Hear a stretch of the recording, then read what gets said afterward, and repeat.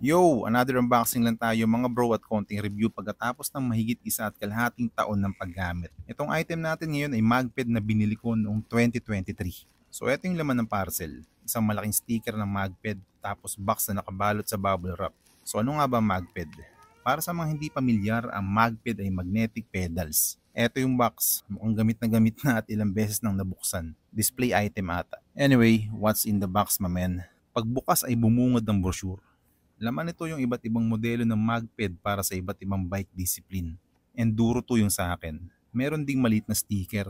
Tapos yung manual. At syempre, yung mismong pedal at kung anek-anek. Etong nasa gitna ng box ay mga tornilyo para sa plate. Dalawang size ng haba ang pagpipilian. Tapos may kasama ring allen key at pins o ngipin ng pedal.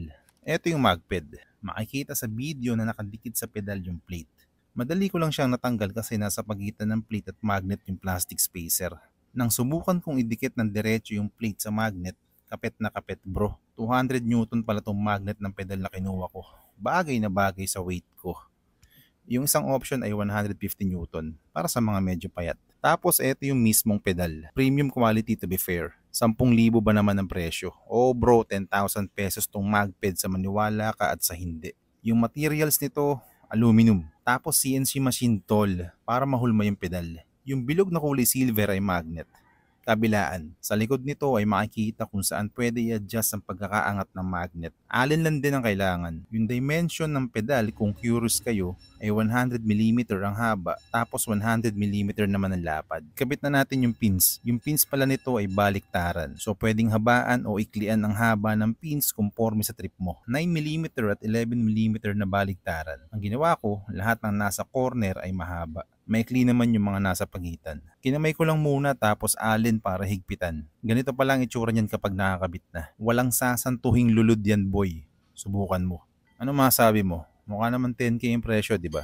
Yung pagkakabit naman ng plate ay madali lang. Tornilyo mo lang gamit yung alit. Tapos adjust mo lang yung babaw at lalim na magdidikit yung plate at magnet. Conforme ito sa sapatos mo. May spacer o palaman naman nakasama. Yung tungkol sa lakas ng magnet, malakas siya tol. Hindi hiwalay ang paa mo basta-basta sa pedal. So tulad nga na nabanggit ko kanina, mahigit 1 taon ko rin itong ginamit. Katulad sa cleats, kalaban mo lang din dito kapag yung ilalim ng sapatos mo ay puno na ng putik.